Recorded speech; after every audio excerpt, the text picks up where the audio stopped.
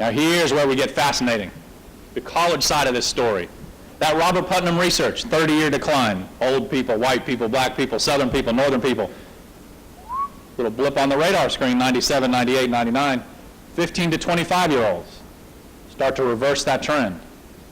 Most people's reaction right then was my reaction, which was a cynical reaction. Probably what maybe one or two of you all would have reacted to hearing those statistics, thinking, I don't think there's anything that special going on here. I think these kids are just trying to juice their resumes up. Large national poll done by Circle. Institute used to be at the School of Public Policy in Maryland, now it's at Tufts. Generational citizenship studies suggest by 2002 and 2003 that I'm wrong. A small percentage of 15 to 25-year-olds are increasingly voluntaristic and charitable and engaged in wanting to improve the world for self-serving resume building purposes. But the vast majority of them, it's authentic, it's real, it's a hunger, unlike what we've seen before. You can argue it's similar to the World War II home front teenage generation, but growing from roots that didn't involve a world war and an attack on American soil in Hawaii, it's even more special than that in some ways. What a fascinating generation. Now here's the challenge to everyone in this room, the challenge and the need of service learning. The risk of a young generation becoming increasingly charitable at the same time when we have, through the suburbs of America, obligation being defined down in a softened, more charitable version of obligation. Fascinating part of this story. Probably doesn't surprise you all to know that for most Americans, when you ask them, where do you get the answer to the obligation question? How do you know what it means to be a good person? Not what does it mean. It means I'm charitable. It means I'm kind. It means I'm honest. Okay, good. Where did you hear that from? Where did you hear it that made you believe that's worth following? Usually most people would say, my parents, my family, my upbringing. Well, where did they get it? In what context did they give it to you? For a lot of Americans, that's a story, a messy combination of faith and upbringing. What it means to be a good person. Fulfill my obligations as a human being, as an American, as a Christian, as a Jew, as a Muslim.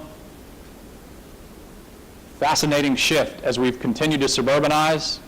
Faith leaders of all stripes will tell you this. It is a battlefield out there. Other than the Catholics and the Jews, we're denominationally more mobile now than ever before. What faith are you?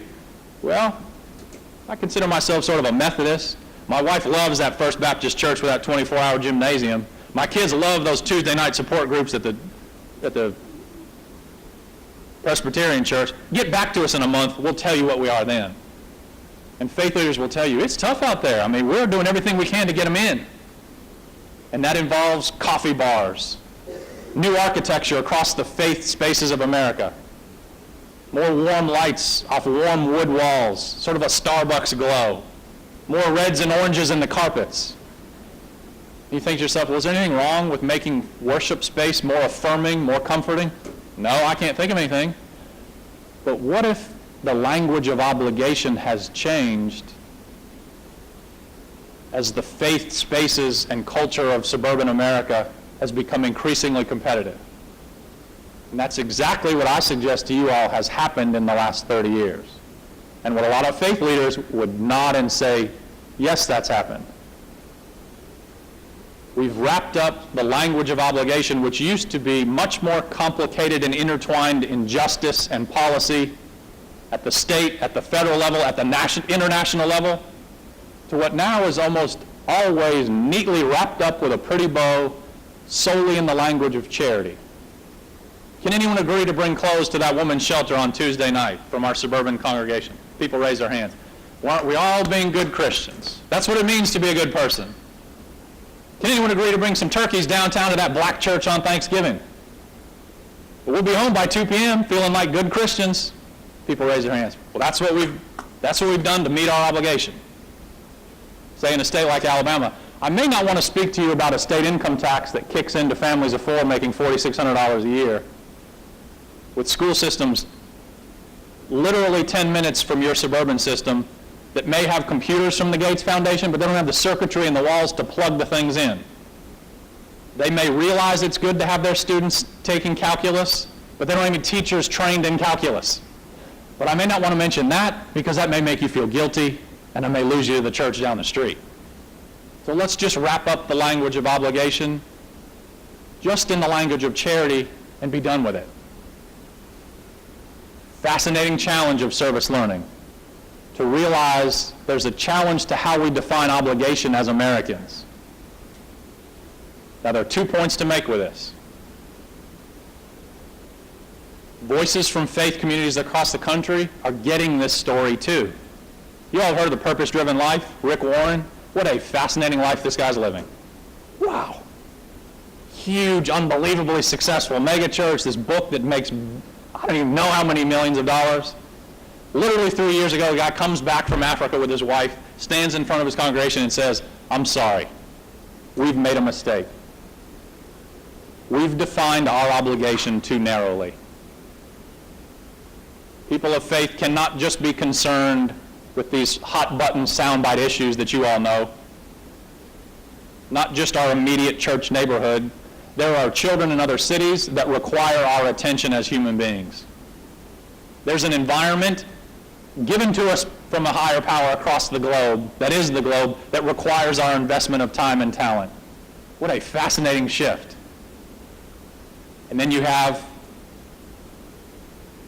non-faith world meeting the needs of this challenge as well, through the growth of service learning, the use of what I would call justice-based curriculum. I love it when students do Habitat for Humanity, but how much more valuable it is when they do Habitat for Humanity as part of a course where they can learn about affordable housing policy and don't only feel satisfied with themselves and content by just being charitable on a Saturday afternoon, but think of themselves as developing the talents and the skills needed to help end the problem that required the need for their charity to begin with. And the only way that happens is to become comfortable and fluent in the language of policy, and from an obligation level, fluent in the language of justice. A systemic responsibility to care about ways that school systems educate or fail to educate other people's children. To feel personally responsible for a healthcare system and the way it deals with children around the country. Now, I want to make one point very clear. There's nothing partisan about what I'm saying. I'm 2 steps behind saying whether we should come up with a single-payer system from the Democratic Party, a public option, or some innovative free market insurance system from the right, beyond the point I'm making. I'm 1 step back from that saying, fundamentally as a human being living in this country right now, going through higher education, which will put you, whether you like the word or not, into an elite strata of the most educated citizens in the country, does it matter enough to you that there are 9 million children in the country without health insurance to feel obligated to be part of the solution? Does it bother you in your gut that we're number 1 and number 2 and number 3 in the world in the number of billionaires, millionaires, patents, copyrights, GDP, but we're 28th in the infant mortality rate? What I suggest to college students is the paradox of their lifetime. To be as proud as we should be for being Americans, all the gifts we have, technologically advanced, wealthy, religiously devout, that requires a moral commitment to other human beings. What a recipe for progress. But we also have to come to grasp with the fact that we're 28th in the world in the infant mortality rate, which, as you all know, is a fancy way of saying the number of poor babies the society allows to die each year.